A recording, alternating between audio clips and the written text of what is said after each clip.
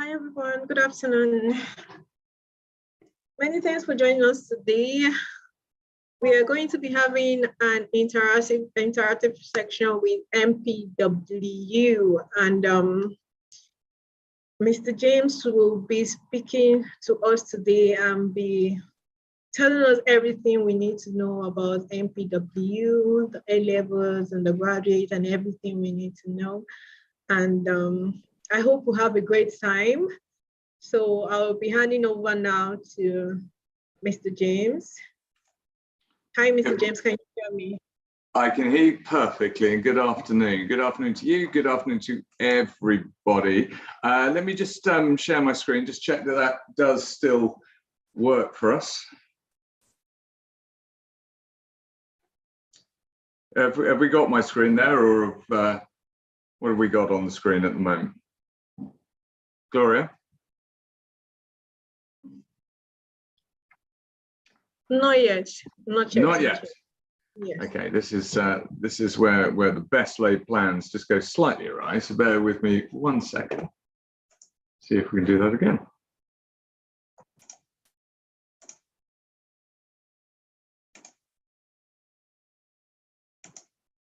Okay, so now we can see your screen. We can see my screen now. Yes.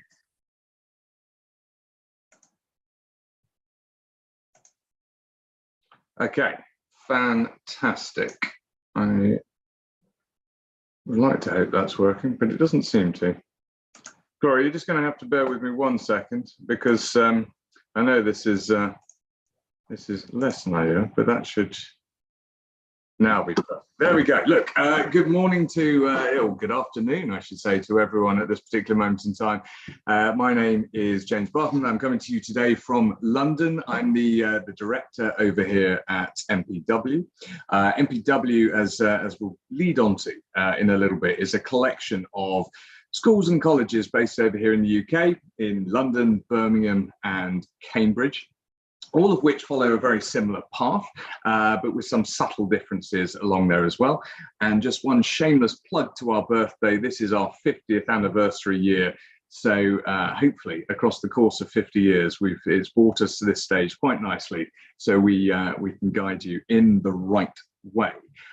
Today, what I've been asked to talk to you about is A-levels versus foundation courses. But before we do that, I mean, the one thing I like to do in anything, I think, is to get everyone understanding things from a practical and interactive way. And in that particular sense, please do interact back with me, because I'm going to ask you some questions as we go. If you don't feel bold enough to use the microphone to do it, please put it in the chat function, but try and have a go and try and understand things as we move along, because it will actually just aid your comprehension of the differences between the A-level and the foundation routes themselves. And one apology to the IB curriculum at this moment in time. I'm not going to reference the IB because it doesn't have relevance in this at this particular moment in time, but it is another qualification. The reason for that is A-levels are just more widely used, one, and two, we are more prominently A-level based. So that gives a bit of a sense to that. The best way of seeing this particular thing is to view it almost as a boxing match in its own way. Okay, we have two contenders in here. We have the A-levels on one side and we have foundation on the other. So we're going to see this from the ringside view. But before that, I want to warm you up with a question. Please, can you solve this puzzle for me? Answers in the chat. Just put a number down in the chat function. What's the next number in that sequence?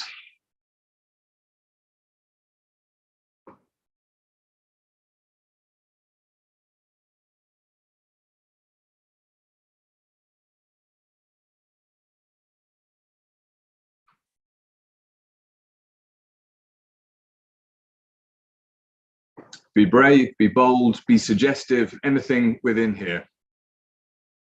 What's the next number in that sequence? I've got a 40. Any advances on 40? 32.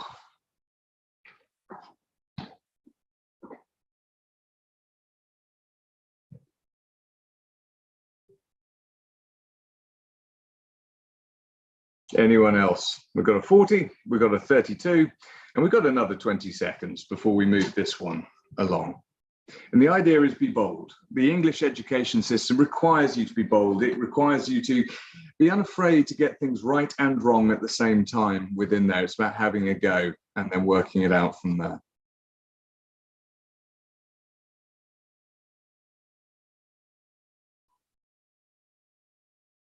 Okay. So for anyone who is still sat on the fence with their answer, how about this? Okay. If we were to look at it as the answer being 96, okay? 1 plus 4, so the equivalence is to 1 times 4 plus 1 equals 5, and you see the working out from there. So the answer to this puzzle is 96. Is there a second solution? To my person who immediately came back with me as 40, is this how you worked it out? Okay, 1 plus 4 equals 5, 2 plus 5 equals 7, plus the previous 5 equals 12, and so on up to 40 from there. So if we have two different answers, 96 and 40, which is right? Arguably, they both are. And I know it's a silly puzzle, but often puzzles help to kickstart something because they get you to see a point.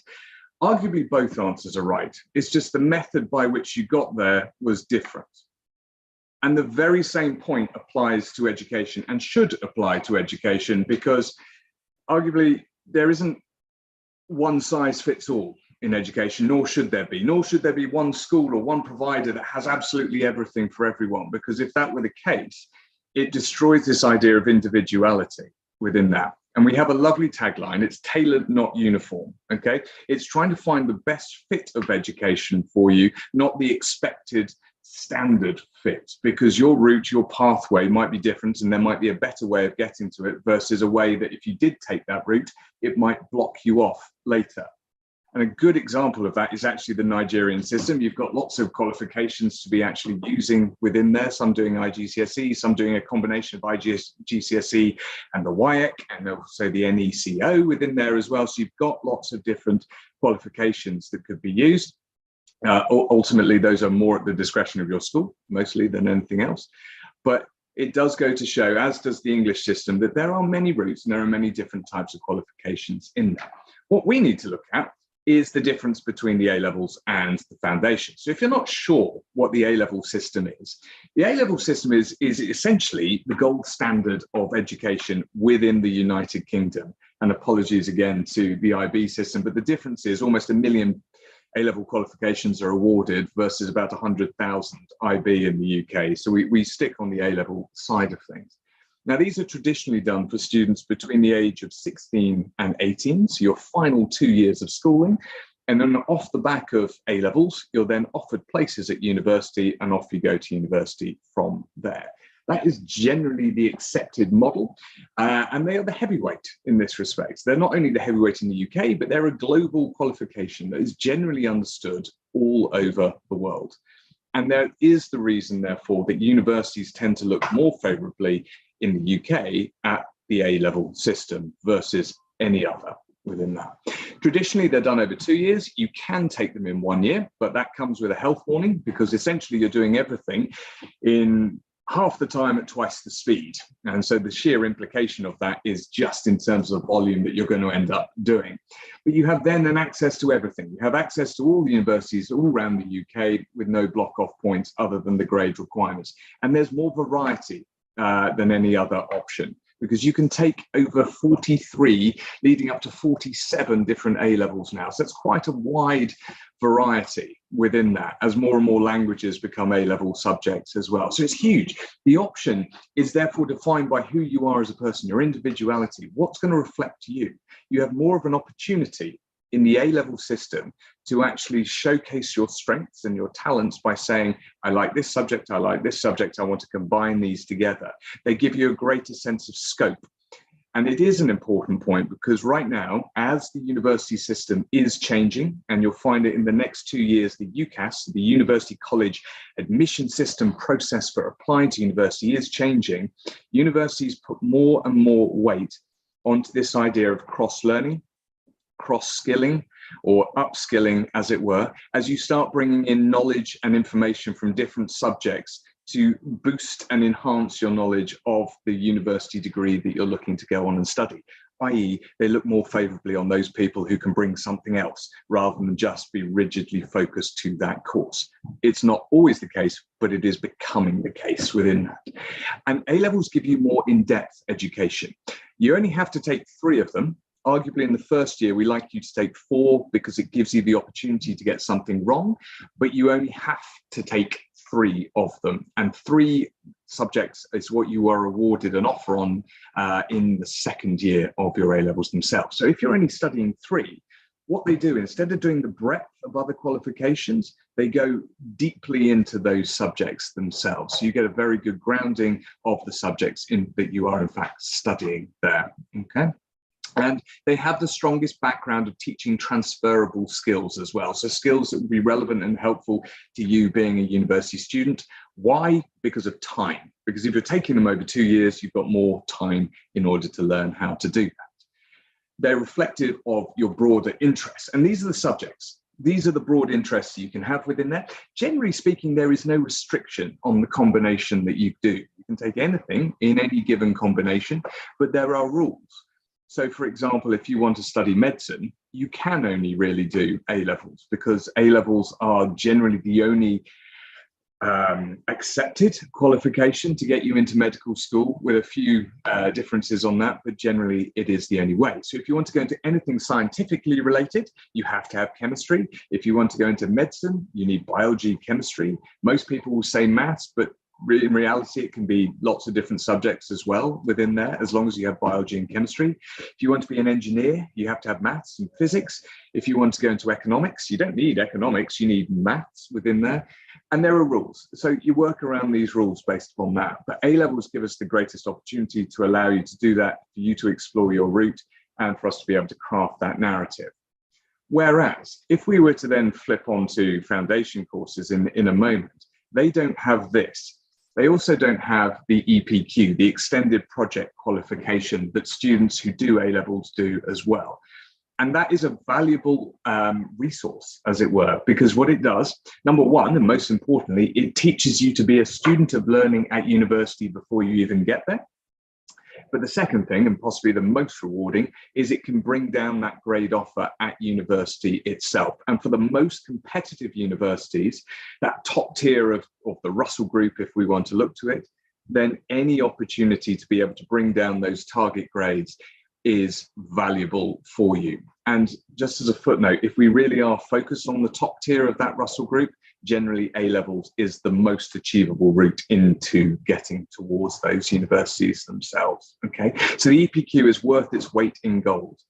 And that comes up as a part of the A-level course. What it doesn't do is come up as part of a foundation course. Now, all of that, this was just pre-match commentary. I have no bias towards A-levels and I have no bias towards foundation. We just level the playing field now. The leveling of this playing field is simple.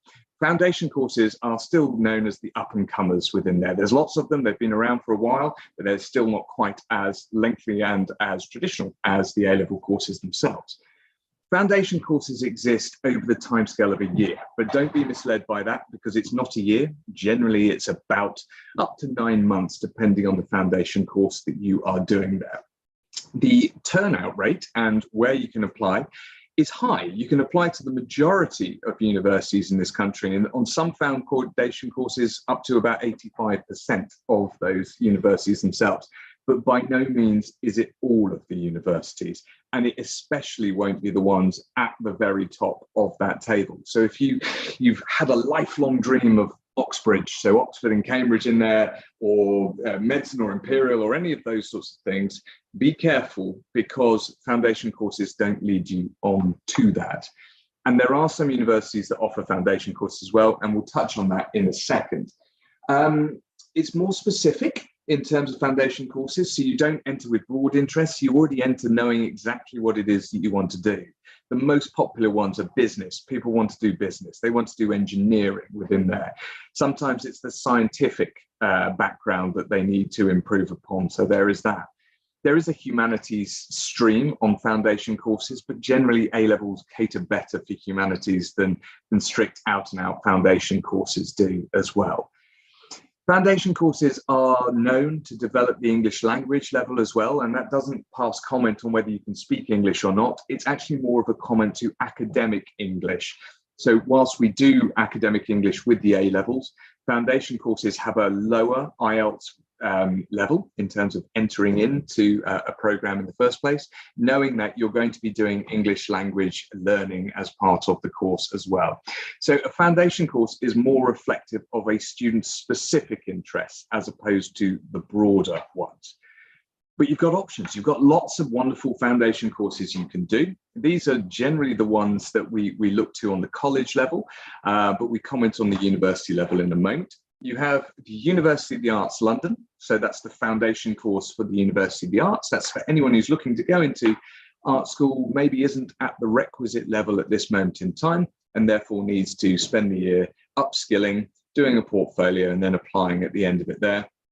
And indeed, there are courses at the University of the Arts London that require you, obviously, to have done a portfolio already. And it's not just for the University of the Arts London, it's for art schools in general.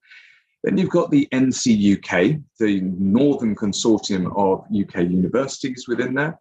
And those are the pathways that we talked about before: business, engineering, science, and humanities for that. There is an MPW specific foundation program in there as well. The MPW foundation program is specific to business and economics and engineering. And those are essentially the ones the colleges do. But there are university courses as well, okay? Before we do that, can we just level this playing field a little bit?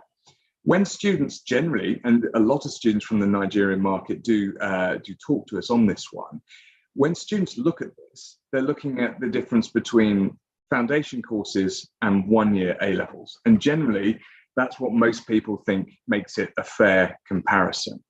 The reality is not quite that, because there are very different requirements for foundation course one-year courses and A-level one-year courses, not least the health warning that comes with the one-year courses. So the encouragement to anyone who's looking to decide between A-levels and foundation courses is to consider both the 1 and the 2-year A-level route as well as the foundation courses in there. And generally colleges, and indeed ourselves, we would guide you on that from the outset, not from a business position, but from an academic position or a position of academic responsibility, because often you will gain more from a 2-year program. The specific ones to points like that generally come in the medicine and the engineering realm, whereby you also require quite a good amount of work experience and training for the aptitude tests and the interviews that you wouldn't be able to achieve in a 1-year course unless you were Herculean in terms of your efforts. Generally over 2 years might work out better. And we just have a look at the whole picture from the outset. So with foundation courses, the idea is be careful what you wish for. Universities offer foundation courses. Be a little aware.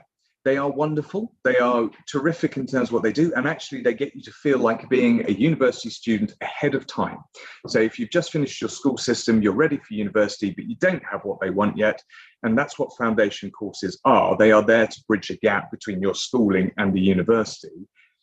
But have a look at what they actually offer you at the very end, because whilst they offer you the learning throughout, they are not always leaders onto the course themselves. So to take a foundation course at somewhere prestigious, and I will veer away from using names on this for the sake of fairness, but if you were to look at them and at the very end of the year, look at whether it's a guaranteed place or look at whether you're going to have to apply still for your place.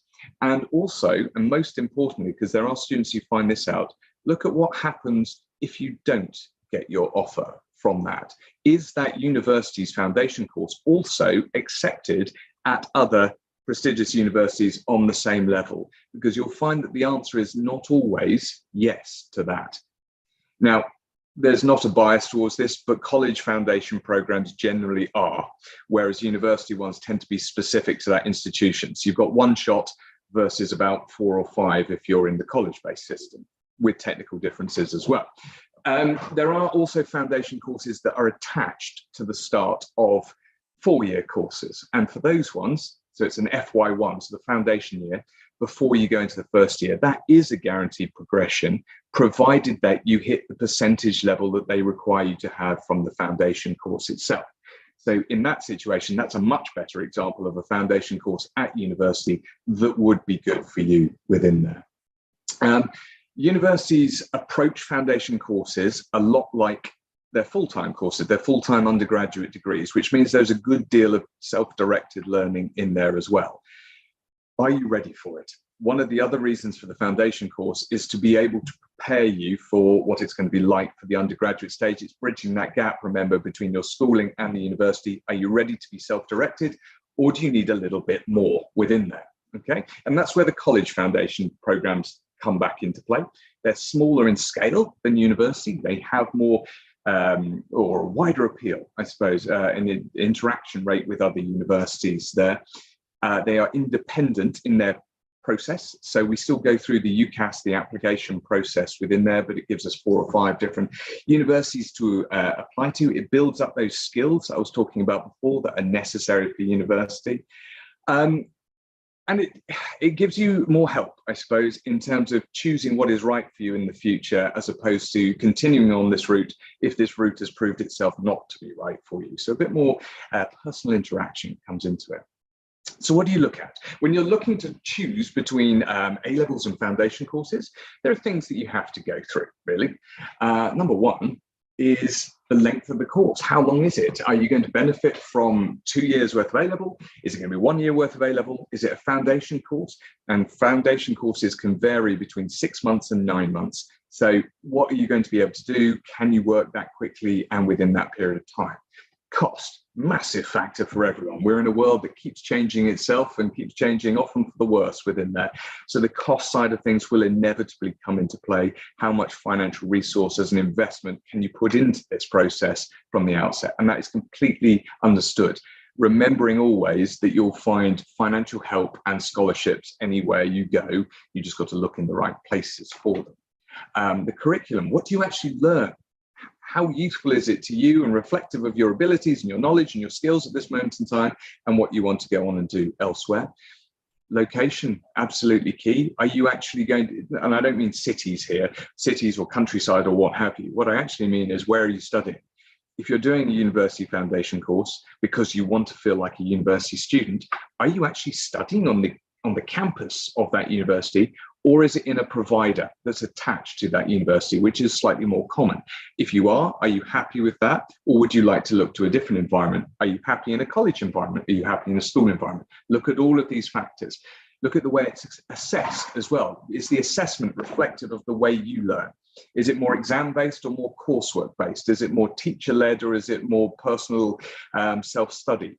All of these things factor in as well. The recognition, that's in terms of who's accrediting it, who is going to accept that qualification later. That should be done before you commit to the course itself, because once you've committed to the course itself, it's very difficult to pare back from. And language. Language is a comment to your academic English as opposed to just your spoken English within there. Are you ready for the trials and tribulations of A-level, which is a slightly more accelerated learning, but it's still very, very useful for someone's language learning ability? Or do you need a little bit more, in which case the foundation course comes into play? So without teaching you to suck eggs on this, go through your checklist when you're doing it. It's not a bad thing to have a shopping list before you go. So then we move into the match itself. Let's just look at the pros and cons of this, okay? A-levels, they are accepted the world over as probably one of the strongest education grading systems that there is. Most schools and colleges provide A-levels, so you've got plenty of choices to where to go, plenty of variety on subjects, and with that variety, remember who you are. Remember your individuality, what you want to do at the end of the day. You don't have to have certain subjects, but for some courses you do, okay? You can join A-levels from the age of 15, 16 years old, going upwards there. They standardly take 2 years, but there is the health warning that you can do it with 1, but always look for the nuances that there are some courses that will require you to do 2 years, okay? The other thing to say on A-levels is if you it's easier to retake an A-level than it is to retake a foundation course. Not that we encourage retakes in any way, shape or form, but it is useful to know on that particular point.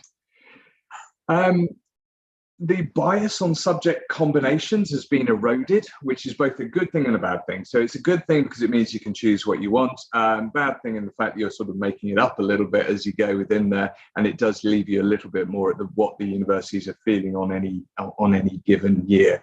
There's a slightly higher failure rate on A-levels and foundation courses. So that's the only thing to be aware of. Because they are the stronger academic educational qualification, there is a slightly more rigorous marking system that's applied to it, and therefore there's a slightly higher failure rate to those. So it's quite self-selecting in terms of those who do it, okay? Last point, 1 year A-levels on foundation courses are not the same. That is the most common misconception we ever have to deal with. But you get good opportunities with them. And actually, the majority of people will do incredibly well. And from A-levels, 84% of people are turning out into the Russell group as a statistic point there for us in terms of that. So it's perfectly possible. It's very possible when you're teaching in such small class sizes and you tap into the individual and their abilities and their voice. So you can actually direct their learning along the way within that. So 84% is quite a good number. Then we've got the NC UK Foundation Programme, which I mentioned to you before. It is a modular programme that prepares you for the first year of your undergraduate degree. It's a good qualification to have because ultimately it allows you guaranteed entry into over 40 different universities now, of which, if I just skip to this page, I can show you and come back. There's a lot of universities out there that give you guaranteed progression if you pass your NC UK foundation year, and you're given the help along the way of applying to these universities. A lot of people love the NC UK for that very purpose. You know what you're going to do by the time that you leave it. So it's very guided in that respect. There is no guaranteed entry with A-levels. So this actually puts the NC UK in a bracket of its own within that. 4 different pathways as we spoke to before. And actually just from an MPW point of view, it's available at all 3 of our colleges. It is also available at other providers too. it gives you a wonderful opportunity to hit the high grades as well. 65% of people hitting just simply A stars and A's is a high turnout rate, as is 79% A star to B. So as an academic qualification, it is very good to have. It does give you the guaranteed entry, and students naturally then move on to their chosen pathways for there. I think what I guide you towards with foundation programs, I think I mentioned it before, it's good for those who might be wanting to do the business and the engineering-based routes within that. Medicine students, veterinary medicine students, don't take the foundation course. Try and pitch towards A levels, because you're going to have more opportunities there. There is a small chance of going on to medicine from an NC UK foundation program, but those providers are overseas. So just look at what you're actually going to want to do at the end of the day. Humanities are a part of this. People do go on to do law and politics and international relations and those sorts of things. Again, if you're looking at those sorts of subjects from a humanities point of view, it's about the depth of the discussion in there too. Balance that one quite evenly between foundation courses and A levels to that point. Also, I mentioned medicine before and NC UK. The only one in that sort of medical realm that is definitely more appropriate to the foundation courses is anyone who wants to go on to do nursing. And I've met some incredible nursing candidates from the Nigerian market specifically, who just want to go onto the nursing-based routes here. You can take A levels, but actually the foundation course is your best possible route to doing so, and in fact the quickest as well. And then there's the University Arts Foundation program as well. As I mentioned, that is the foundation program to go on to the universities within the University of the Arts London bracket, so Central St Martin's, College of Fashion, College of Communication, etc., within that bracket too. And you take different creative disciplines within there. So choose what you're interested in, choose what you want to learn a little bit more of as well, and choose what will ultimately, one, help your future and your career, and two, more immediately guide your portfolio to do that as, in the first year. The requirements for it are actually more portfolio based than academically based. The IELTS level is competitively low, so we do build up the English language level throughout the course of that for certain. And then going beyond that particular point, it's still a relatively young course for us, but at this moment in time, it's 100% success rate for that. Pros and cons on the foundation route itself. It's designed, as we said, to be specific. All right, what it's not designed is to be broad. So just to have a little look through that page and not to labour the point here, it is really good if you know what you want to do. It's slightly less good if you don't know what you want to do. And ultimately, it depends on where you want to go at the end of the day, as in who accepts it. So which one? It's an important decision, this, and we're about to do the practical side of this. It's essentially, it's ambition versus age within there. So age is a determining factor, finance is a determining factor, but ambition is got to be the winner in this one, because it's where you want to go and indeed what you want to do. Both are wonderful qualifications. I think what the next step ultimately is ultimately to go through the interview process at any institution and try and be guided and led as to what might be the right route for you, okay? Why choose colleges for either? Because you get more directed learning. That's simply the case. I know everyone wants to be a university student, and I know everyone doesn't love school. Some do, some don't. But ultimately, taking that extra time, taking that 1 year, remembering that A-levels, specific then to 1 year A-levels and foundation courses, what they're trying to do is to get you still to feel like a university student before you get there, but to provide you with every skill you need, every bit of opportunity you need, the right academic grounding, so that when you get to the first year of university, you won't fail, you will cope. You will fly when you're there, and you'll be better prepared than other people. That is our academic responsibility in there for you. You'll get university placement assistance through colleges. You'll have a personal mentor. You're looking at classes of 9 or about 14 on foundation courses versus huge numbers on university foundation courses as well. And there's a bit more of a wider community, I suppose, which is done in a smaller environment. Universities are wonderful. They have an awful lot going for them. They have a lot of clubs and societies, more so than schools do. And schools do still have a lot. But ultimately, who are you as a person? What reflects you best? And then go on to that option. Right. enough. I'm going to come to something more practical, and I want you to join in on this if you feel so bold. Otherwise, I'm still going to be talking to the dead airways here at the moment. The game is called Play Your Cards Right. Okay. Now, as an interviewer, this is what I'm ultimately trying to achieve in any guidance session. Okay. We look at the end goal of the candidate. You look at the age, where the student has in fact come from, their academic background. Ultimately, I keep saying what makes you unique. I want to know what makes you unique. And we assess the English language level as well, so that what we're guiding towards is appropriate in terms of the advice. Now, the rules to this particular game are simple. You're considering the age, where the students come from, the academic history, the previous education, what else is important to them. Okay, so on this shopping list of an environment, what's going to be right for them, the English language level, what makes them unique, and what they want to study in the future. And question 8 really is question 1. You should always start any guidance session with, tell me about the bigger picture, and then let's track back to what you actually need. On the scoring system in this game, the academic side of things, 1 to 4 will represent a weak student, 5 to 6 an average, 7 to 8 a good, and 8 to 10 will represent an exceptional student within there. On the extracurricular level, which is still important, 1 to 4, not important, through to 8 to 10, as it is very important.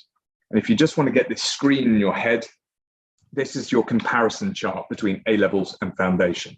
A-levels, more variety, higher academic level, higher IELTS. You need at least a 6.0, 6.5 would be better in terms of being able to cope quickly on the A-level course. Relevant for certain courses, and more teaching up to about 20 hours within that one, okay? On the foundation course side of things, shorter in terms of the length, slightly more hours in terms of the week in those particular timescales as well. The IELTS requirement being quite important. Where isn't important to you at this moment in time, and what pathways are available. All right, so if you've got that, or you've taken a screenshot, wonderful. This is the game. Right, we only have a few of these, and then we'll start going to the questions side of things. But what I would like to know, please, is if this candidate is in front of you at this moment in time. Okay, her name is Keita. She's 17, she's Japanese, she has an academic history of 6 out of 10. Previously studied in Japan, extracurricular 3 out of 10. English language level, IELTS is currently sitting at a 5.5. Her characteristics are she's hardworking, she's shy, she's focused, and she wants to go on and do biomedical science. If you had Keita in front of you, what would you direct her towards? Now, either feel bold enough to come on the microphone, talk to me, and tell me, and that'd be wonderful, or go onto the chat. But what would you guide her towards? Is she more A-level based? Is she foundation based? If she's A-level, is she 1 year or 2 year? If she's foundation, which foundation program really would work in terms of which route? Her academic history is not bad. I mean, it's pretty middle of the range. It's slightly towards the top of that middle of the range, so it's not bad at all, but it's not in the superstar category. The extracurricular side of things clearly aren't that important to her. Her IELTS level is good, but it's not at the stage that she would need to have it. So what are we guiding Keita towards?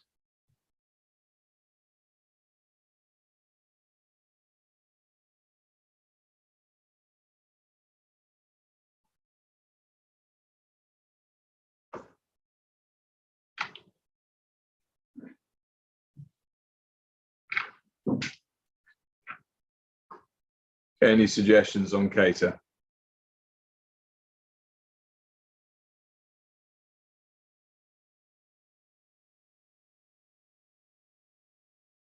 Okay, look, with Keita, we'd probably be saying an NC UK foundation course in science is applicable because it's age versus ambition. So she's 17 years old. Oh, here we go. Shito, thank you. Foundation, because she'll get the opportunity to study academic English. You're absolutely right. She's going to have more opportunity within there. If she had the time, she'd do 2 years of A-level, but that would put her at a slightly older level than she needs to be. So then we're looking at 1 year A-levels versus 1 year foundation. And with the foundation side of things, she's definitely not up to 1 year A-levels right now because of her English. So going on to study academic English is the right idea. And she'd take the science pathway on the NC UK. What about Luke, though? Right, Luke, he's 16, he's British, he has an academic history of 8 out of 10. He's previously studied here in the UK. Extracurricular, 7 out of 10, so that's still quite important. Thank you as well, Yvonne. English language level, he's native, obviously. Characteristics, he's driven, he's outgoing, and his choice is medicine. So, number 1, what would he study? And number 2, which subjects would he study?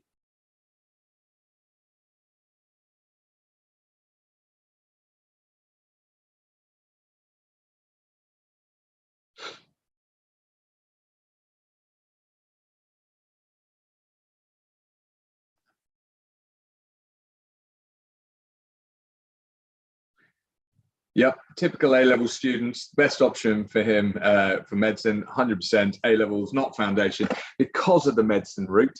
And the subjects, there you go, biology, chemistry. And look, it could be anything. Everyone says maths. From having interviewed for medical schools for quite a long time, I'll tell you, actually, it makes you more interesting in certain respects to have something more than maths within there. And then the question is, what are you taking from that subject and bringing to medicine, remembering there is quite a lot of maths already on the biology and chemistry syllabuses. Couple more on these. Let's do Olga. Olga is, she's 18, she's Russian. Again, she's 8 out of 10. She's always studied overseas. Extracurricular, only 2 out of 10, so completely unimportant to her. IELTS level's quite high on 7.0. She's polite, independent, analytical, and she wants to study finance. So a slightly more direct question this time. Is she a 1-year A-level student? Is she a 2-year A-level student? Or is she a foundation route student focusing on economics? If she is a foundation student, is she more of an NCUK foundation student? Or is she more of an MPW foundation course student? The difference between the two, as you would have seen on that chart, is simply the IELTS level.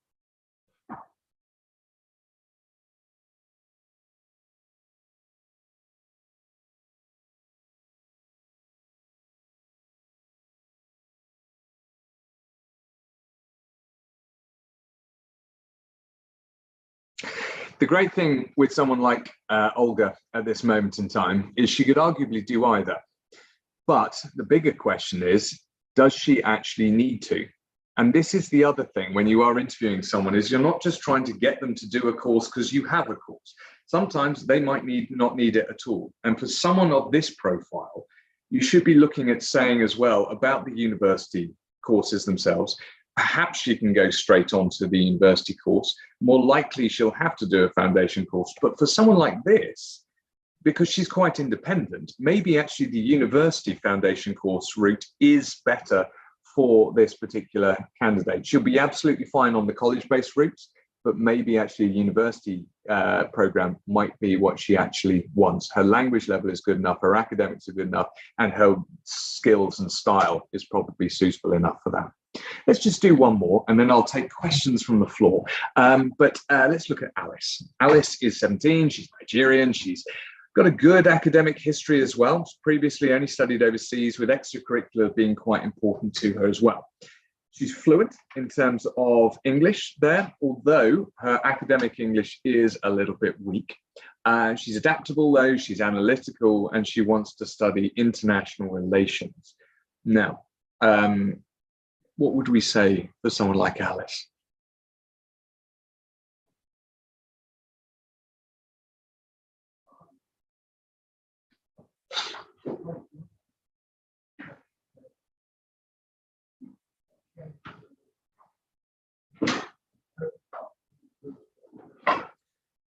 Have a look through from the academic side of things, the extracurricular side of things, the characteristics, and the choice of what she wants to do. What's going to be most appropriate for someone like Alice?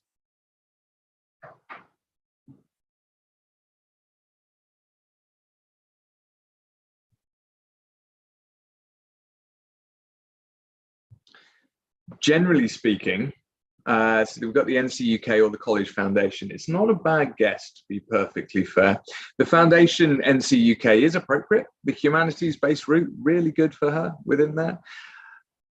there is also a good argument that she could do 1 year A-levels, because if she's good at English and just in need of her academic English developing, that will be taken care of as well on the A-level route, as long as she works in a quick and a fast way.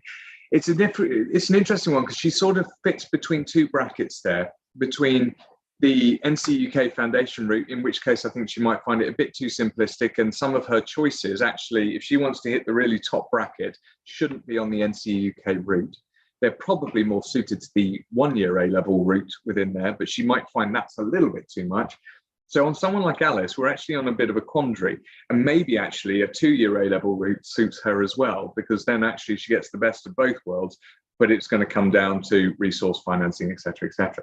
So there's lots of different strands we pull at when we're looking through these. NC UK Foundation is absolutely right for her. She could look through all those partner universities, and if there's one on there she wants to go to, then fantastic, that's the right route. If she's now talking, and let's just say, for example, she wants to be hitting up towards UCL or something like that within there, then we're probably going to want to actually guide her towards the A-level route itself. So look, that's the idea of A-levels versus foundation. That's the idea of that particular game. And that's the idea of how colleges approach the guidance that we actually put into these, in terms of actually trying to learn who you are first. Don't get so stuck on an idea of, I have to do this, I have to do this. Have the conversation first, be guided by the options available, look at the bigger picture as a whole, then decide on what the right route is. When we know more about you, it's easier to actually guide you. One size does not fit all. It's that tailored, not uniform tag that we so gloriously bandy around everywhere. And it shouldn't be A-level versus foundation. It was always the wrong title for this seminar. What it should be is A-levels and foundation, because both options are very good. Thank you. Any questions from anyone that I can take now?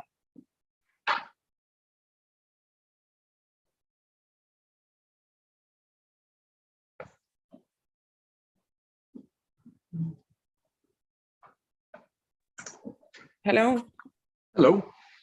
Yes. Okay. So thank you so much for the presentation. I'm glad I attended the session, because I have a bit of experience with foundations and not so much with A-levels.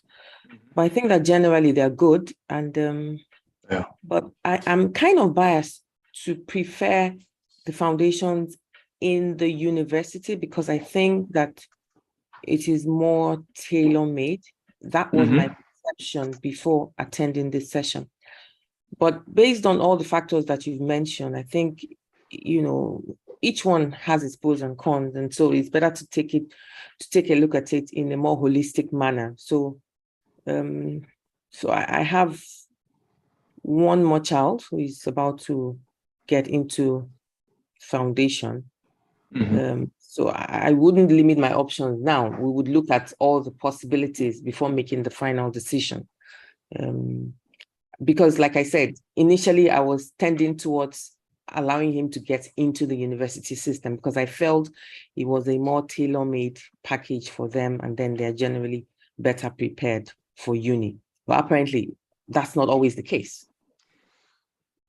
It's not. I mean, I won't lie. There's a great glamour to go into university as soon as you can within that, and the foundation courses at universities have this huge appeal based almost specifically on that, and the fact that you can go straight there. Tailor-made in terms of what you need to study, what you need to know, 100%. They are very good at teaching you what you need to know in terms to go there. The biggest question is about how it's taught, simply. And in terms of individual to individual, do you need more, or are you okay with the way it's taught? And I think that is the tailor-made part that differences itself between colleges and universities. Both have their own system, which is right for each individual.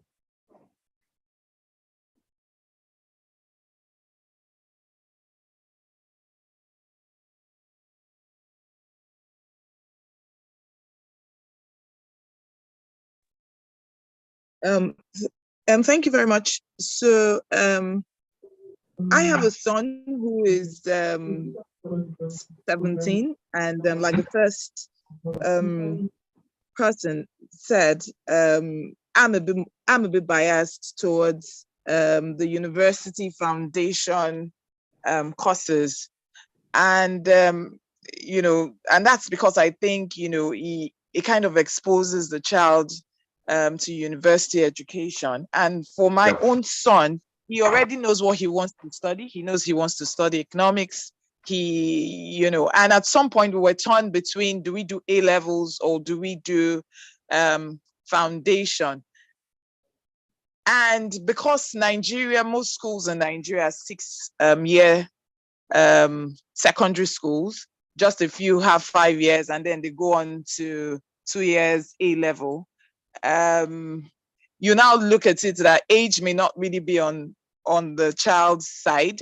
And if the international foundation here is to prepare international students for university, then you may as well take that route. Mm-hmm. So I think that's what a lot of Nigerian parents look at when they compare it to the A levels. And then for colleges, well, my eye is a bit more open now because I never really thought of colleges, but I like what you said about colleges having fewer, numbers and being able to, focus on the students, so that has opened my eyes. So I feel they may get more attention when they're in the colleges.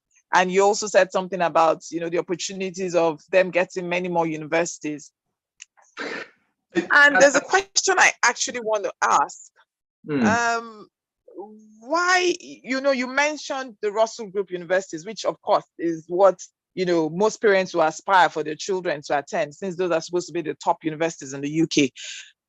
And I know that I was searching to see, the top universities, Oxford, Cambridge, and the likes, and they do not particularly have foundation. I think I saw something on foundation, but it was a bit, I didn't quite understand, their own kind of foundation. And then you said something about, students who do foundation may not have the opportunity to go into such universities. Right. Why is that? Why is that bias there? And, isn't it better for one to now consider, if you have a child aspiring to go to Oxford or Cambridge or Imperial College, or, wouldn't it be better for us to now start to consider a 1-year A-level course if they're not going to consider them if they go through the foundation route? So I'm thinking, so now I'm actually in a confused state after listening to your talk, which the better option will be. Well, look, in a way, sorry for making you confused. And in a way, hopefully it's a good thing to be confused, because in that very point, the reason that exists is just simply history. Historically, it's never been the case, but most importantly, it's because academically, the foundation course does not prepare students appropriately to go on to the courses at Oxford and Cambridge, as a specific example that you brought up. Therefore, they would be considerably behind everybody else. Well, not considerably, but they would be behind everyone else in terms of where those students are starting from. Often the best route to do so is going to have to be going down the A-level route. 1, because historically it's more understood. 2, because it prepares people in the right way for those courses. Simply, it's all about, do you get enough from whatever you're doing the year before joining that university in order to join on to that particular university afterwards? If a university doesn't show that they like foundation courses, and medicine's another good example to this, it's because the level that you're being taught to the year before isn't going to get you in that far enough to start that course appropriately and cope when you start on the course itself. So the reality for your question is, it's got to be A levels or something similar to A levels, like IB, for example. But you have to do that over 2 years for Oxford and Cambridge. In terms of everything else, look, I think university foundation courses, I keep saying, are wonderful. I have no specific slant either way. The big difference that I want people to just consider is at the back end of the year, if you haven't got what you need from that foundation course, what do you do then? Which often is an easier question to answer through a college-based foundation route than a specific university provider. the university providers, they're self-selecting to students who are ready for that experience. And if your son, daughter is absolutely ready for that experience, then the University Foundation route is often the best one for them. Does that clear it up in any way? I'm not sure whether I cleared up the confusion there, but hopefully made steps towards doing so. No, clear. It's actually clear. Thank you very much. It's clear. Pleasure. Thank you for the question. Anyone else? Any questions that I can answer at all?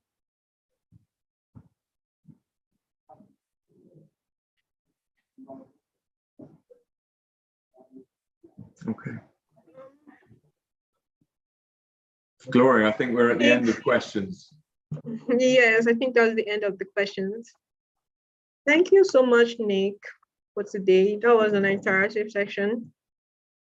Pleasure. I really enjoy these sorts of topics, and if anyone actually just wants just a conversation, then let me know, and I can sort of clear up some roots and some myths and all of those sorts of things and see where we go from there.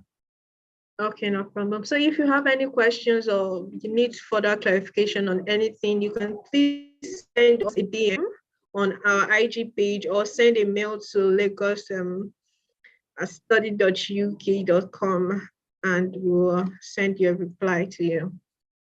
Thank you everyone for joining us today. Do have a good day. Thank you very much. Nice to have met you all virtually. Bye-bye for now. Thank you, Gloria. Okay. Thank you.